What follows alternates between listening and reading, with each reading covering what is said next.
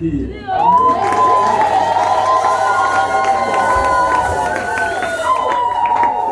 Wapendwa katika Bwana, ukaribie na Bwana awabariki. Tunawapenda na tunawaheshimu pia kama watoto wetu. Ndiye na Bwana awafariji tena menaje ya uzima. Asante sana. Pamoja na ile utaambia wale vijana nao ambao watalunga, msikuwe mnabakia kunyumba. Mshabarikia mariage mkiwe kanisa. Huwezi kufanya mariage upige 2 mois 6 mois nyumba, unabakia huko unafanya nini? Ukilunga unakuja, ukimaliza sala unakia ibada. Unaweza kupumzika juma moja ya kufuata unakia kanisa. Kwa sababu yale yote ni mapito. Ndoa ni mapito, kuzala ni mapito, kujenga ni mapito, kazi ni mapito. Amen, amen. Inafanya tu sehemu yetu ya maisha, lakini haifanyi utu wetu. Haiko ndio inafanya tukue bado, lakini neema ya Golgotha. Amen, amen. Tumeanza semina yetu juma ilipita na tulikuwa tunazungumza juu ya somo ya kwamba Pasaka ni utimilifu wa mpango wa Mungu kuhusu wokovu. Na jeudi tuliweza kusimulia juu ya habari za kusulubishwa ya Yesu Kristo. Na leo tutakuwa na somo mzuri ambayo inasema ishara za ufufuko wa Yesu Kristo. Amen, amen. Kwenye Mathayo sura 27 tutasoma 15 na 56. Matthieu 27, 50e verset au 56e. Tunaweza soma katika jina la Yesu Kristo. Biblia inasema, naye Yesu akisha kupaza sauti kwa nguvu akatoa roho yake, na tazama, pazia la hekalu likapasuka vipande viwili toka juu hata chini. Nchi katetemeka, miamba ikapasuka, makaburi yakafunuka, ikainuka miili mingi ya watakatifu, nao wakiisha kutoka makaburini mwao baada ya kufufuka kwake, wakauingia mji mtakatifu, wakawatokea wengi. Basi yule akida na hao waliokuwa pamoja naye walimlinda Yesu. Walipoliona tetemeko la nchi na mambo yaliyofanyika, wakaogopa sana, wakisema, hakika huyu alikuwa mwana wa Mungu. Walikuwa na wanawake wengi pale wakitazama kwa mbali.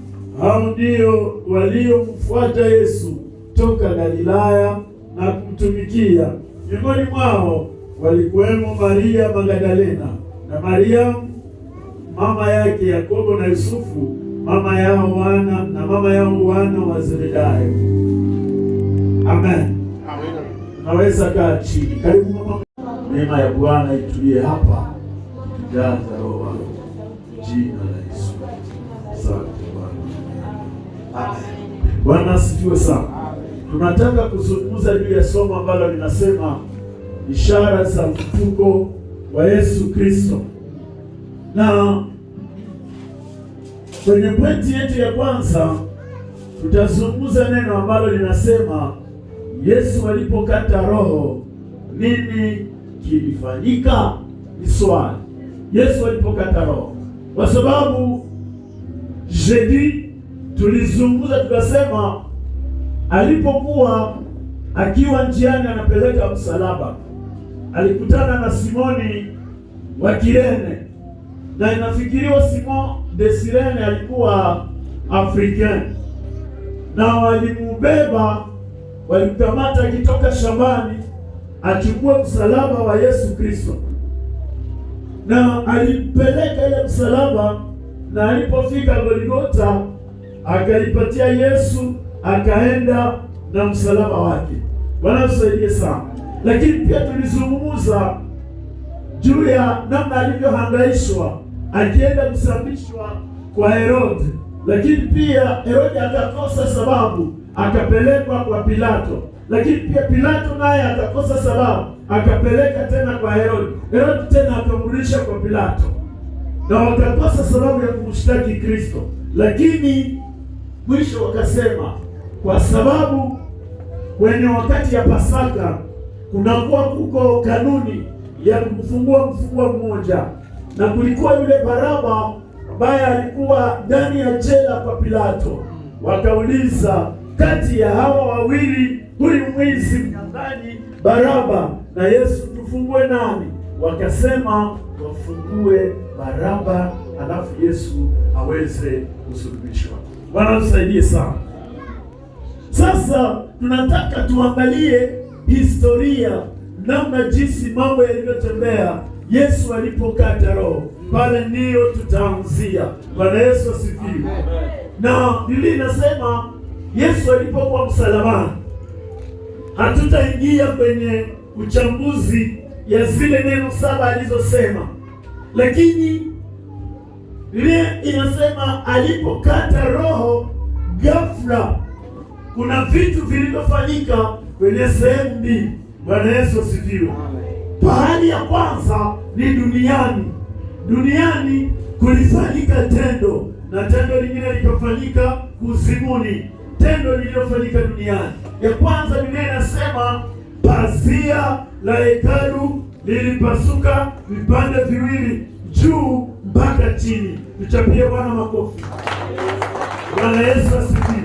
Jambo la kwanza lililofanyika, pazia la hekalu lilipasuka vipande viwili, na pazia la hekalu halikuwa na mwanya au uzee ya kuonesha dalili, lakini kwa sababu ilikuwa ni mpango ya Mungu ili kwamba Bwana aweze kukusanya taifa mbili ambazo zilikuwa zinatengana, yaani taifa la Israeli na sisi mataifa. Lakini lengo la pili ilikuwa kwamba Bwana aweze kuchanga wanawake na wanaume waweze kuwa waabudu wa kweli, yaani kila mtu anayemwamini Bwana, hakuna mwanaume wala mwanamke, hakuna distinction ya sex.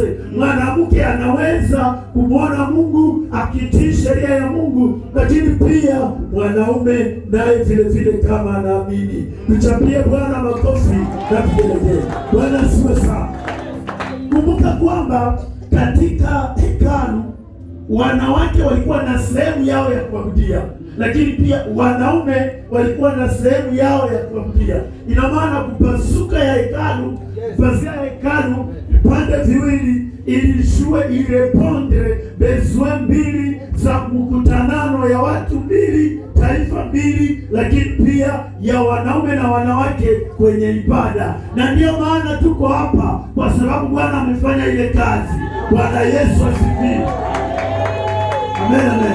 Hivi kazi yenye Yesu alitenda juu ya msalaba inatambuka sheria za kidini, mila na lugha, inatambuka akili, inatambuka ukoo na desturi za makabila mbalimbali. Bwana Mungu ni mwenye haki, atakupatia kinachokustahili, na ninasema Bwana kulipe yale ambayo yanakustahili.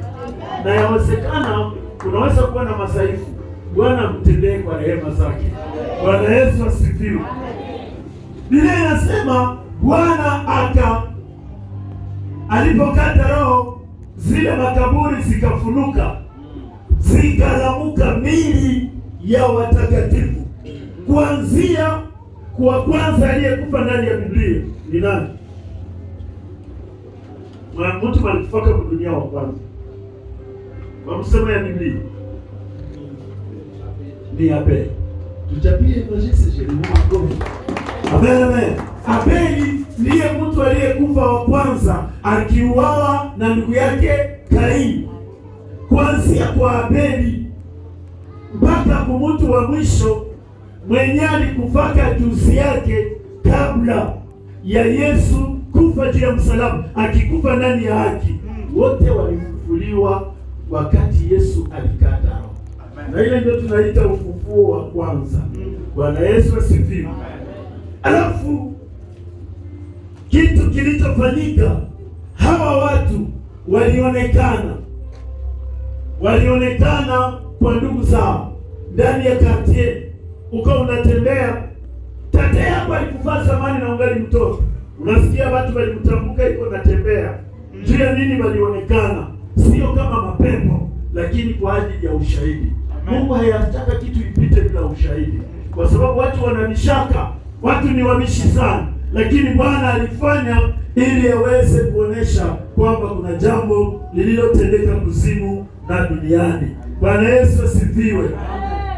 Nchi ilitetemeka, miamba ikapasuka. Haleluya, haleluya.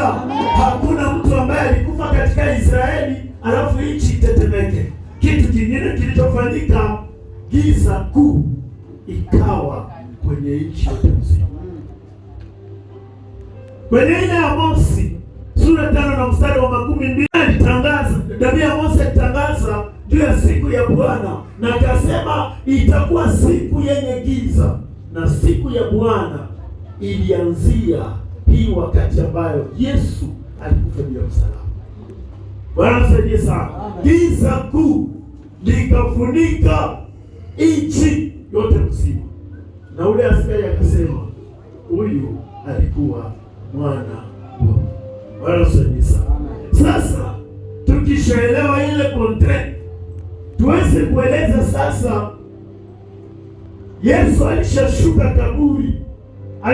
kaburi baada ya kukata pumuzi. Ilibidi askari, ili maandiko itimie, aliyekuwa na mchunga, kwa sababu ile wakati guvernema ya Waisraeli ilikuwa konfi na Barome. Askari mwenye alikuwa na mchunga ilikuwa askari wa Kirumi, na ilibidi achukue mkuki. Alipokamata mkuki iko nayo pale, akaingiza ndani ya mbavu za Kristo, na Kristo alikuwa ameisha kata roho. Biblia inasema kwenye zile mbavu kulitoka vitu mbili, kulitoka damu na kukatoka maji. Tena atoke hapo maji na damu. Afredi ile mtu akikufa, damu na maji vinadisparetraka, lakini yeye alitoka hapo damu na maji. Ni kwa sababu haiwezi wezekana pawe utakaso bila damu na maji, na kwa ajili ya maji na damu ndio kanisa ilitakaswa. Na wewe ukiamini maji na damu zilizotoka kwenye mbavu za Kristo, Bwana ametutakasa. Unaitwa kuamini Bwana katika ile dimension. Bwana Yesu apewe sifa. Bwana alitutakasa kwa damu na maji, ili kwamba ile soiree yenye alikuwa anakusanyika na madisiple yake kwa huyu Simoni mkoma isionekane kama damu ya agano ambayo alisema ni ya uongo. Bwana alizihirisha msalabani, Bwana alizihirisha kwenye maisha yako. Bwana Yesu asifiwe. Na wale wote ambao walikuwa wanampinga Kristo, giza ilipofunika nchi, nuru haikuwa kwao, kwa sababu Bwana ni yeye anayetawala nyakati na majira. Wale watu ambao wanajiepose kwako, waambie niko na Mungu ambaye ana uwezo ya kuleta nuru na giza, ambaye anayetawala juu nyakati na majira. Yeye alifanyaka asubuhi, akafanya magharibi, akafanya mchana, akafanya usiku, na giza yenye iko kwa maisha yako haiwezi kumshinda Mungu. Na ile kipindi ambayo uko unapitia haiwezi kumshinda Mungu. Kuna Mungu ambaye atatenda kazi. Tegemea tu, brake macho yako kwake, atatenda kazi. Na watafiti wanasema yule askari aliyemuingiza mkuki Kristo ndiye aliyeokoka wa pili baada ya ule mwizi kwenye msalaba. Ule naye alitakaswa. Bwana Yesu asifiwe. Na rasheshe zingine zinasema alikuwa na shongo mlicho yake, ile damu ilimwangikiaka kale katoni ka damu, ile shongo ikaisha. Chapia Bwana makofi na vigelegele. Bwana Yesu asifiwe. Kumbe Bwana anaweza samehe na wale waliomchoma mkuki. Kumbe Bwana anaweza safisha na shongo. Kumbe Bwana anaweza takasa na kitu usichokizania. Kuna jambo Bwana atakufanyizia, kuna jambo Bwana atakutendea. Hakuna aliyemhesabia Bwana kwenye maisha yake akapata haya, hakuna aliyemtegemea akabaki vile vile. Bwana akuone kwenye uko, akuone mwa ile aveni, Bwana akuone ndani ya kanisa hili. Kuna mtu Bwana atagonga kwenye mlango yake kwa asubuhi ya leo, na ule mtu atakuwa ni wewe, maana hana ubaguzi. Wakati watu wanakutupa, yeye anakukusanya kama vile kuku anavyokusanya vifaranga vyake. Usikupe na tansio, usikupe na mawazo. Bwana iko pale, Bwana iko pale, Bwana iko pale. Naona Bwana akianza kutenda kazi, ambaye aliponya huyu mgonjwa, ambaye alisaidia huyu aliyemchoma mkuki apite ndani ya mkutano. Bwana Yesu asifiwe. Sema Bwana ataifanya. Sema tena Bwana ataifanya. Sema Bwana alifanye kwangu. Sema Bwana alifanye kwangu katika jina la Yesu. Bwana pewe sifa sana. Hii ambayo Bwana alitenda wakati maziko yake inatayarishwa, Pilato na Herode walikuwa hawapatani kwa sababu walikuwa na konflikti za utawala, lakini ile mapase za Yesu kusema mumutumie tena Herode, mtume tena kwa Pilato, ile siku wakapatana. Tumchapie Bwana makofi. Kumbe nikaelewa hakuna ubaya yenye Mungu hawezi samehe. Kumbe nikagundua kwamba hata mtu amefanya maovu gani, usikimbie kanisa. Mbie mwenzako usikimbie ibada. Umwambie vile hauyakuwa mbaya kuzidia benye walimchomaka mkuki. Bwana Yesu asifiwe. Hauna mesha sawi waska, lakini Bwana aliponyesha shongo yake. Bwana Yesu asifiwe. Chapia shujaa wa msalaba makofi. Bwana apewe sifa sana. Haleluya. Ninasikia kama niruke kwa ajili ya kazi ya Yesu juu ya msalaba. Nikodemo alihubiriwa habari za msalaba kwenye ile Jean 17:3, na kwa ile Jean alikuwa anafundishwa kwenye ile Jean 3, aliweza kufunzwa juu ya msalaba. Na kwa sababu kwenye Agano la Kale hakuna mfano yenyewe ilikuwa inaelewesha msalaba vizuri, na Yesu akamwambia kama vile Musa alivyoinua nyoka ya shaba, hivyo ndivyo mwana wa Adamu atainuliwa juu ya msalaba. Ndani manje de Nikodemo akasikia ile inawezekana, kwa sababu iko na mfundisha ni mwalimu wanatoka kwa Mungu.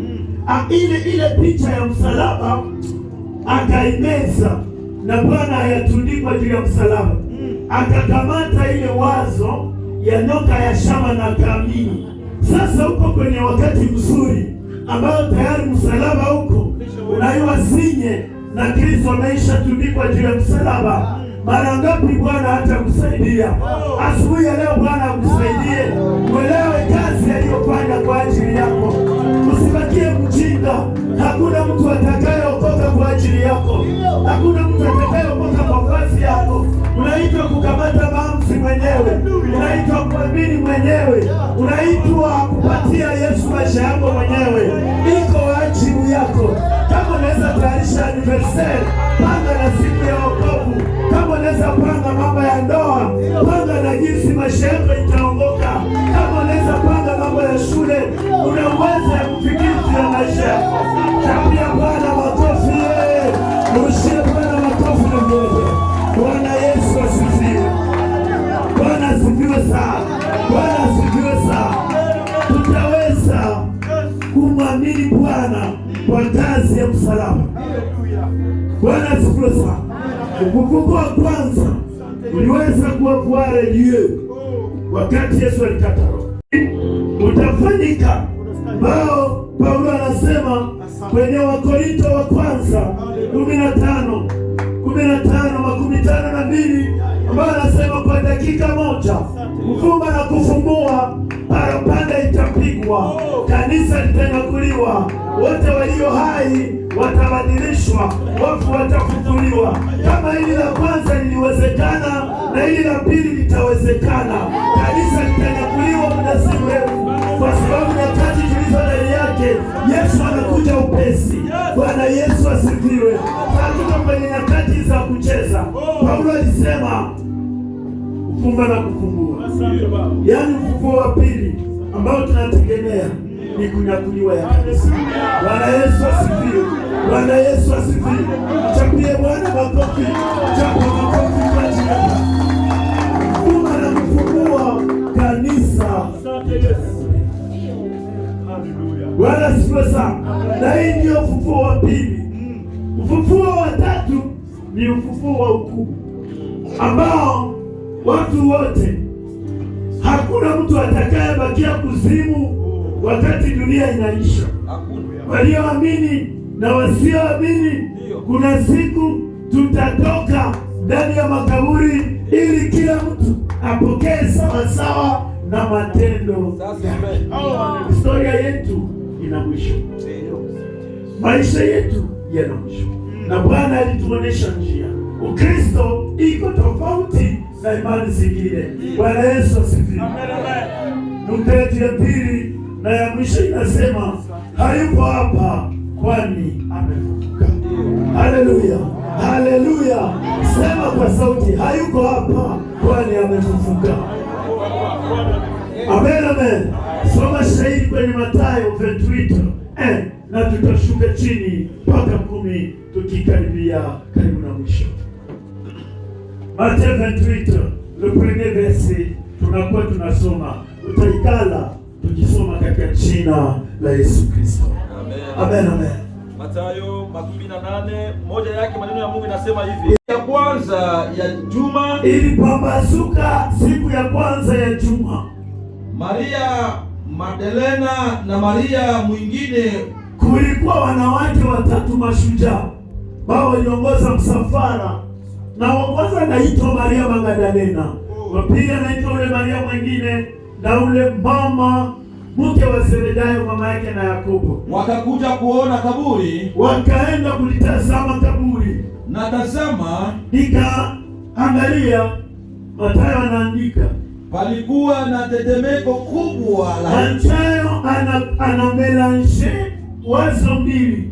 Kwa sababu Mathayo alikuwa sekretari wa Mathayo, alikuwa sekretari wa Petro na Marko, lakini mwenye alikuwa anaandika sana akinukuu pia ni Mathayo ambaye naye aliona waziwazi. Sasa ana melange information ya wale malaika waliokutaniwa kwenye bustani na melange habari za hawa wanawake walioenda kaburini.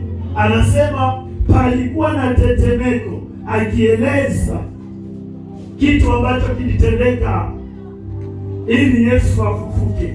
Bwana Yesu asifiwe. Anaeleza kitu kilichotendeka. Palikuwa na tetemeko kubwa. Palikuwa na tetemeko. Yesu ameisha kuwa kaburini. Bwana Yesu asifiwe. Baadaye alipotoka kwenye msalaba, alishafunua zile makaburi. Alikuwa iko nafanya kazi zile siku, iko natangaza Injili, iko na ubiri zile roho zenye zilikuwa ndani ya kuzimu. Mie ndio Kristo mwenye mlikuwa mnaamini. Mie ndio mlikuwa mnaamini kama nitakuja. Mie ndio mlisoma habari zangu katika Isaya 53:7 kwamba alipelekwa kama kondoo aendaye machinjoni, kama kondoo anayekatwa manyoya, akimnyenyekea yule anayemkata. Mimi ndimi.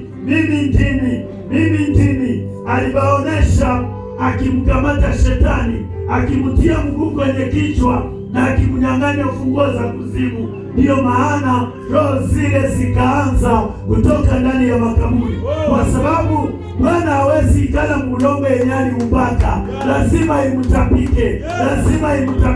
Bwana angebakia ndani ya udongo kwa sababu ni kazi yake. Bwana Yesu asifiwe. Haingewezekana. Haleluya, haleluya! Chapia Bwana makofi. Bwana pewe sifa sana. Haingewezekana abakie ndani ya udongo, na ni kazi ya mikono yake. Aliweza kurapotea victoire akisha mnyang'anya ufunguo. Matena raconte Historia jinsi ilikuwa depuis kuvuvuka, kulikuwa tetemeko, askari wenye walikuwa wanalinda kwa kitu walipata pale. Inaendelea nasema hivi, kwani malaika ya Bwana, kwa sababu ile usiku malaika wa Bwana akashuka toka mbinguni, alishuka kutoka mbinguni, akakuja na kifingirisha, akakuja kuliviringisha jiwe toka mlango, akaviringisha ile jiwe kwenye mlango ya kaburi, akaketi juu yake. Baada ya kuviringisha jiwe, akaketi juu ya ile jiwe. Haleluya!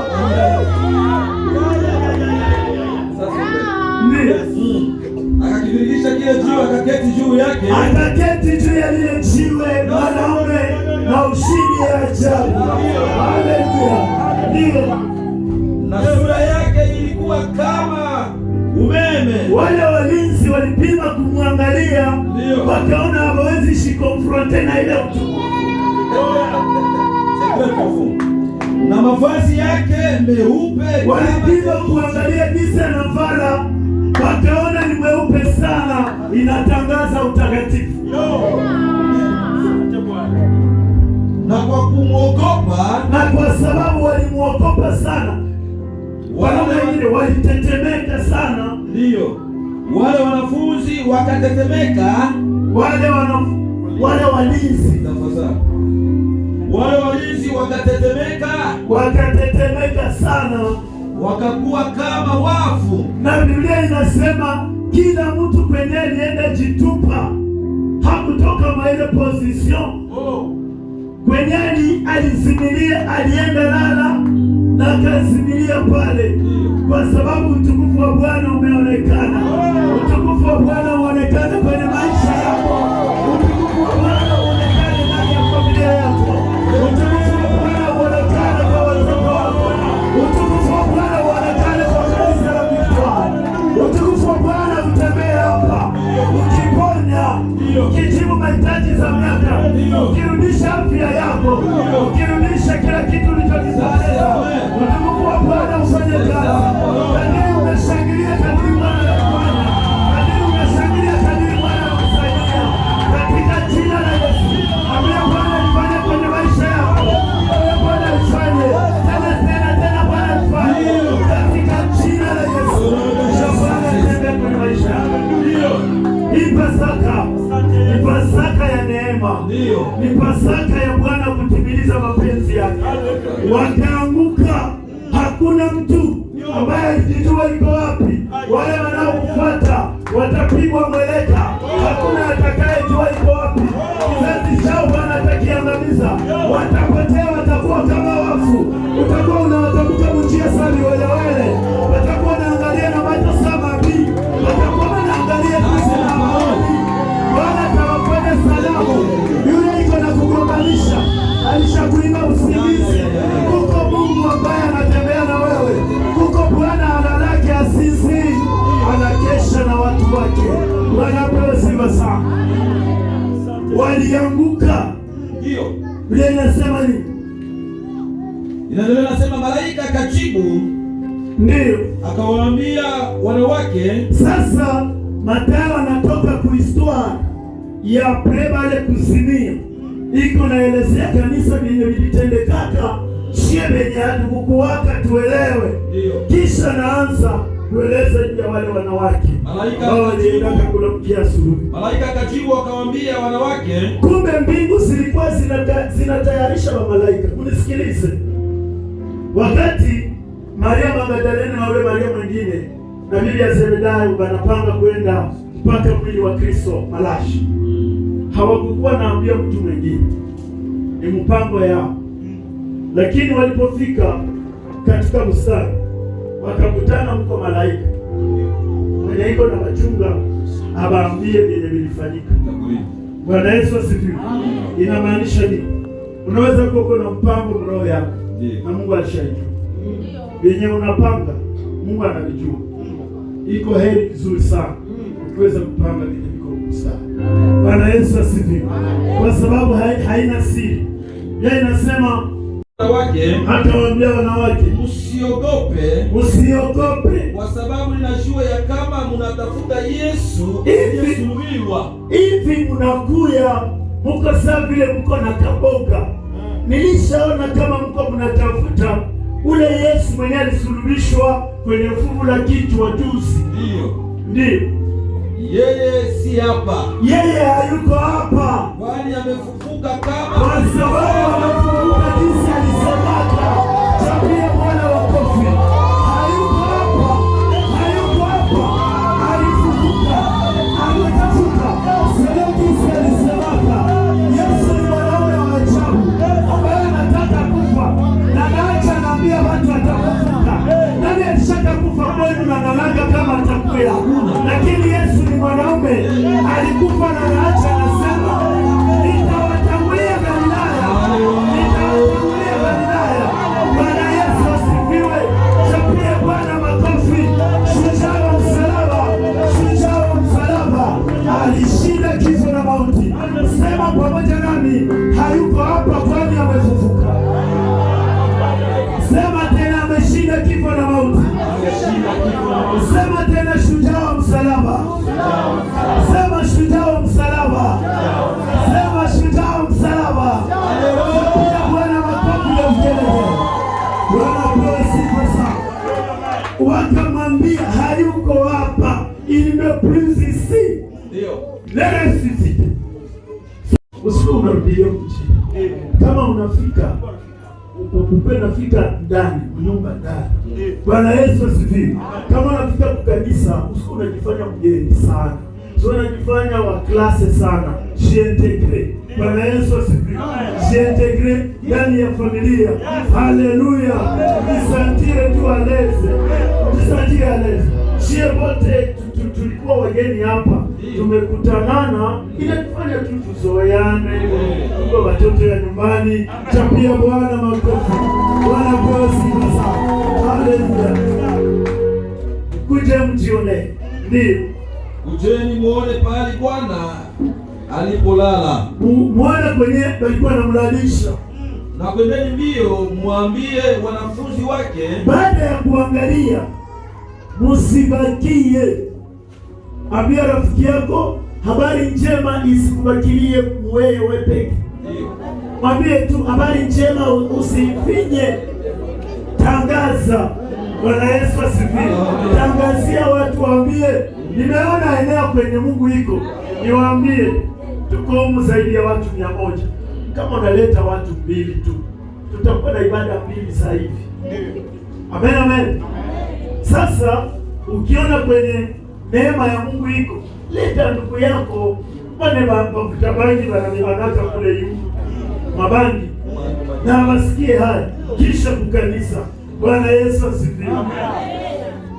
Akasema hivi unaona kama haiko tena, mwende sasa utangazie wanafunzi wake Galilaya. Amen, amen. Waambie kwamba amefufuka. Habari njema, usitangaze vitu ya mingi. Sema Yesu amezaliwa kwenye tumbo ya mwanamke, lakini alikuwa ni Mungu.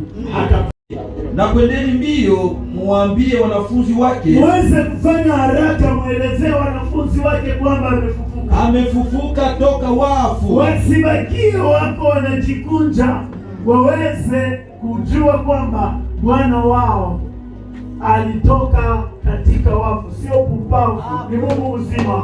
Amen, amen. Hakusema bini hatafanya. Ndio. Amefufuka toka wafu. Amefufuka toka wafu. Tazama, anawatangulia nyinyi kwenda Galilaya. Na alishabakulia avance. Alishabakulia avance. Iko Galilaya deja. Hapa kwa Mungu mnamtafutia mjardin. Haiko hata. Ndio. Bwana Yesu asifiwe. Ndio. Anawatangulia nyinyi kwenda Galilaya pale. Ndio. Mtamwona. Mwende Galilaya ndio mtamkuta. Tazama, nimekwisha kuwaambia nyinyi. Ndio. Soma. Na ninaendelea. Wakaondoka upesi kutoka kaburi. Wale wamama wakatoka mle mjardin. Biko na vitu mbili vyenye viko paradoxal. Kitu ya kwanza, walikuwa na furaha kubwa. Woga na furaha. Walikuwa pia na woga. Walikuwa na boga na furaha. Sio kama ulishaka kwa blasema ile kontre. Ile ni kontre yenyewe inafanikaka wakati Mungu anakufanyizia kitu yenye haukuwa na jiatandre kwa hayo. Na ile kitu Bwana ataifanya kwenye maisha yako. Katika jina la Yesu. Yenye haukuwa unajiatandre yako, Bwana atamelange. Unapokuwa unashangaa lakini tena unapenda. Na mwingine anasema acha tu nilie, lakini sio kulia ya mbaya, lakini ni kulia ya furaha. Bwana akulilishe na furaha. Bwana akulilishe na furaha.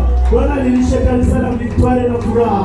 Katika jengo kubwa ambalo atatupatia siku zijazo, kuna jambo Bwana atafanya. Kuna jambo Bwana atafanya. Kuna jambo Bwana atafanya. Na hata kuacha wewe, na wewe atakusaidia kwa sababu ni Bwana mwaminifu. Wale wanawake wakajua Bwana amefufuka. Kumbuka kwamba walienda kwenye kaburi, hawakukuwa wanajua kama atakwisha kufufuka. Imani yao haikukuwa kwenye ile eneo. Nataka niseme kitu hapa. Kuko wakati unaombaka vitu vya nivo yako, unaomba vitu vyenye ni vya kawaida, na unafikiri kama Mungu anaweza tenda tu selogis. Wewe unajiona uko zaidi ya vile unavyojiona. Bwana anaweza kukutendea zaidi. Bwana Yesu asifiwe. Ninampenda sana huyu kiwete. Ninamwona huyu kiwete alikuwa kwenye mlango mzuri wa hekalu, naye alikuwa akitarajia pesa na dhahabu kwa wakina Petro na Yohana, jinsi walikuwa wanasomeka mzuri na makoti na manguo za ibada. Sina pesa wala dhahabu, lakini niko na kenye kiko juu ya dhahabu. Bwana amenipatia ile nivo ya kukiria watu mema. Akasema hata nikikupa dhahabu unaweza tena wakia hapo ukilomba, lakini simama kwa jina la Yesu Kristo wa Nazareti. Simama na uweze kuenda, uende jitafutia.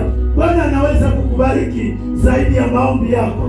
Unaweza kuwa na imani ndogo, na watu wengi nisikia mtu mmoja ananiambia, yeye alikuwa ananiambia Mungu, hivi niko mkavu, unipatie kanyumba taka na kuwa kakopo.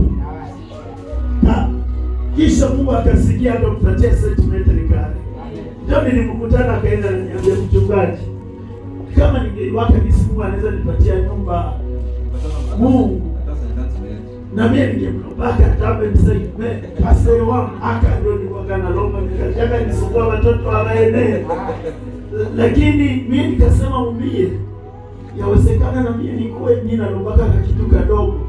Bwana unitendee sasa kwa rehema zako, sio tena jinsi mimi ninaombaka.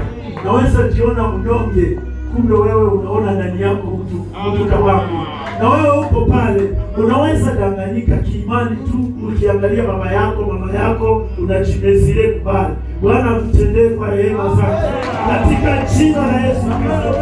Bwana Yesu asifiwe. Usiwe unaomba Mungu kama unabembeleza. Hao nao hawakuwa wanajua kama Yesu atapasha kufuka. Walienda tu na roho tu ya upendo kusema basi hivi tulishapata hii shida, tusibakie tena mnyumba, sasa hakuna cha kufanya. Lakini kumbe Bwana amefufuka, hiyo tena kaburi. Bwana ameziwa sana, kumbe amefufuka. Ndio kuna jambo pa.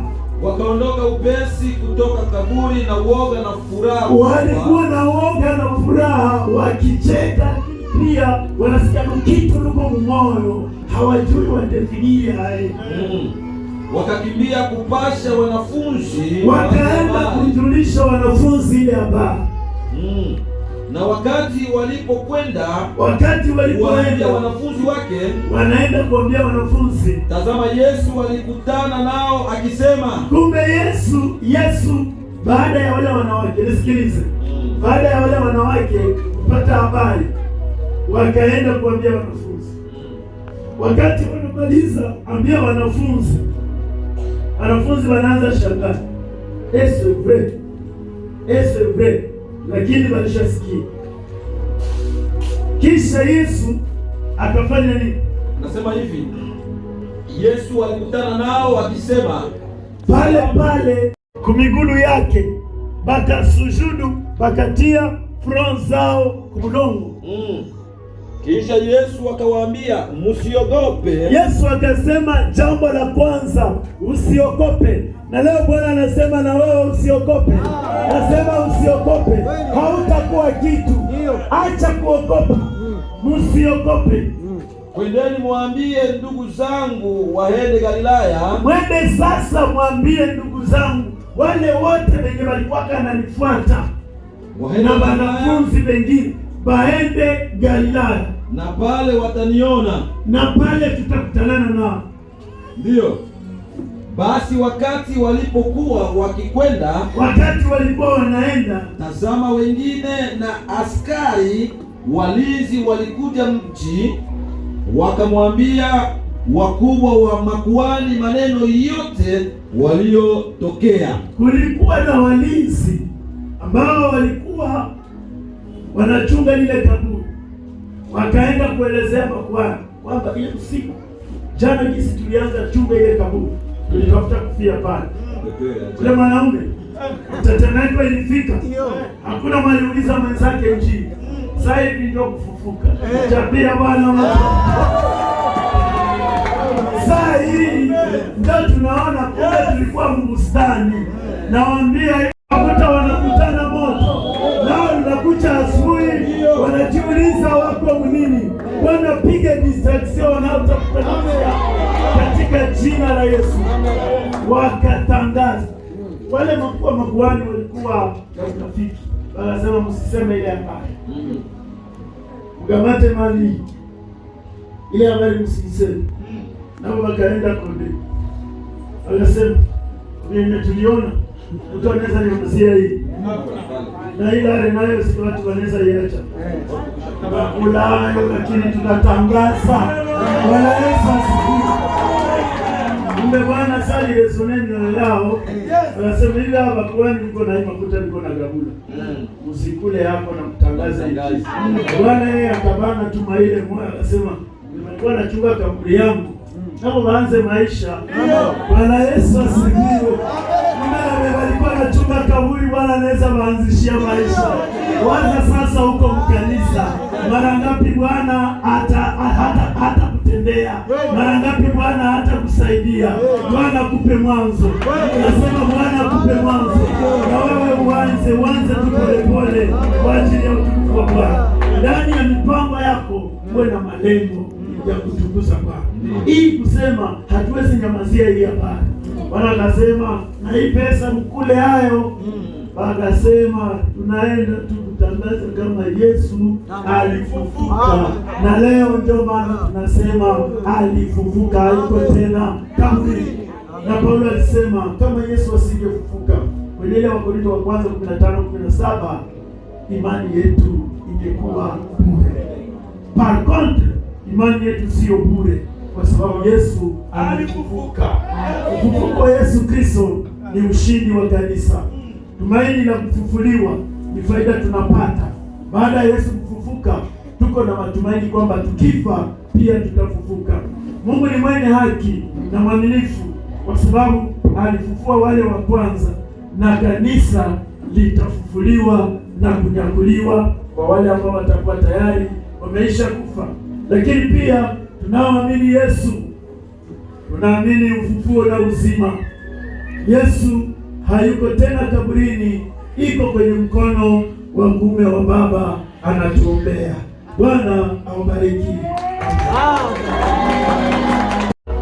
Sina pesa wala dhahabu, lakini niko na kenye kiko juu ya dhahabu. Bwana amenipatia ile nivo ya kukiria watu mema, akasema hata nikikupa dhahabu unaweza tena wakia hapo ukilomba, lakini simama kwa jina la Yesu Kristo wa Nazareti.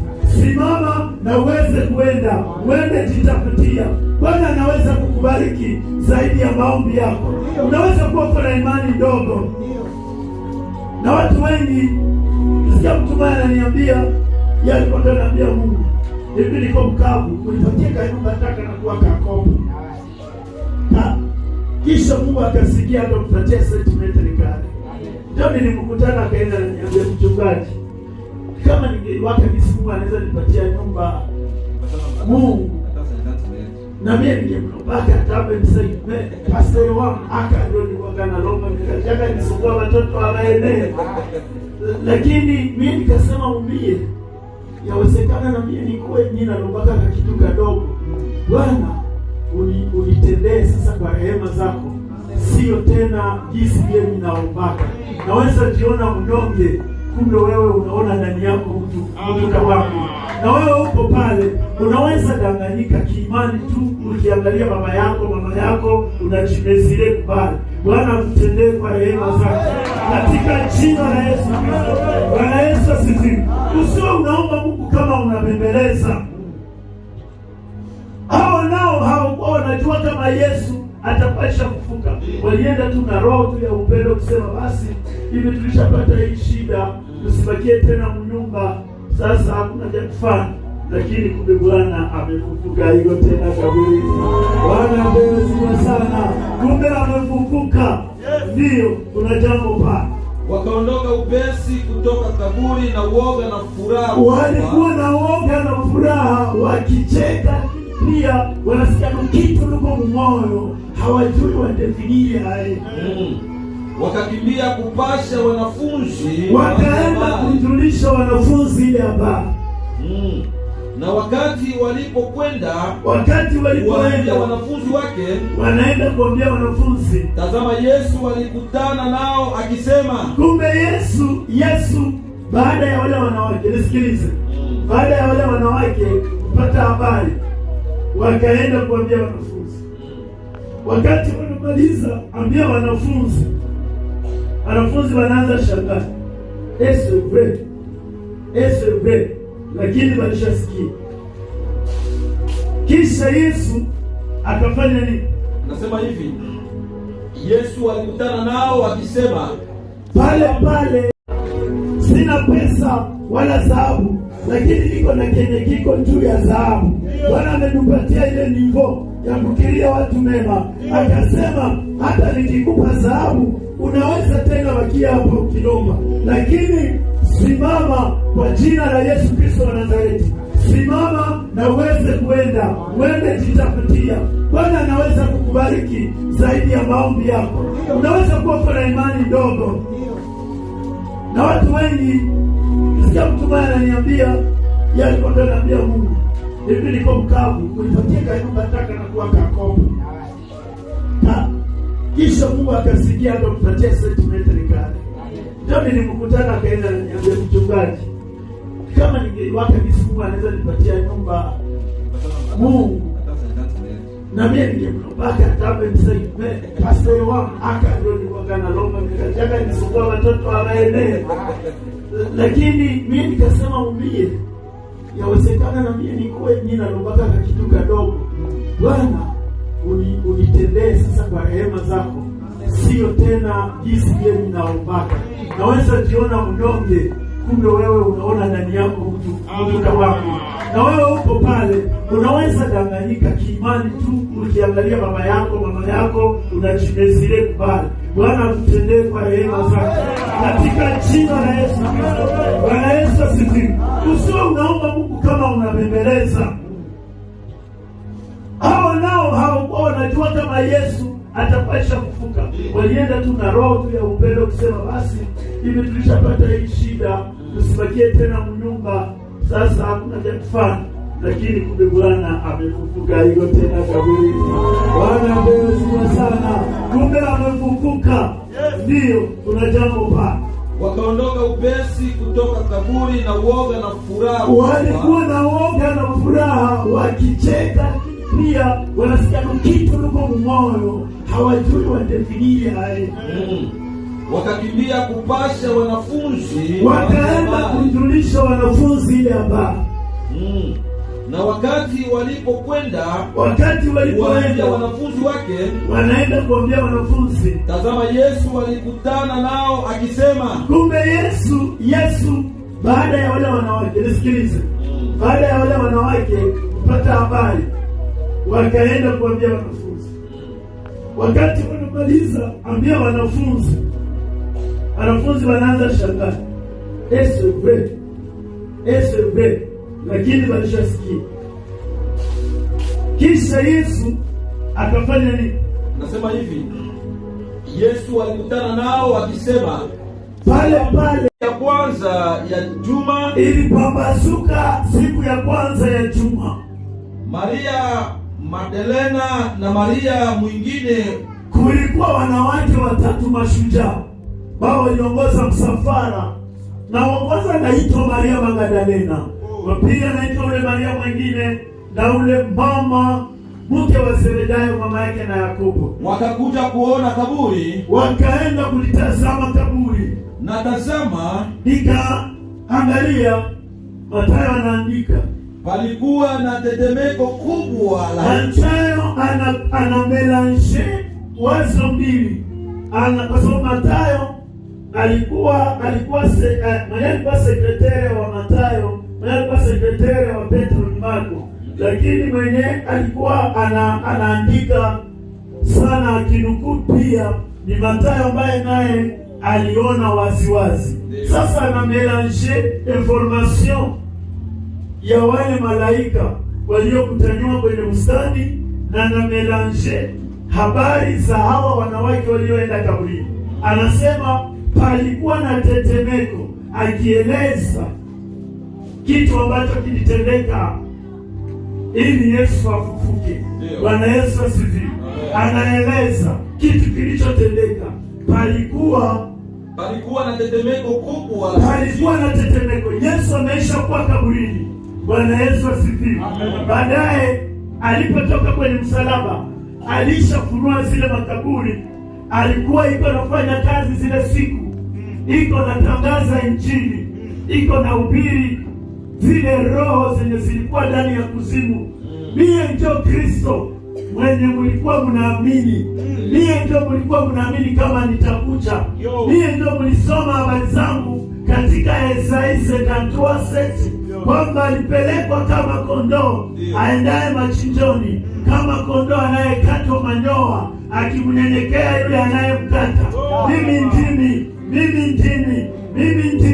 Alibaonesha akimkamata shetani, akimtia mguu kwenye kichwa na akimnyang'anya funguo za kuzimu. Ndiyo maana roho zile zikaanza kutoka ndani ya makaburi, kwa sababu Bwana hawezi ikala mulongo yenye aliumbaka, lazima imtapike. Bwana angebakia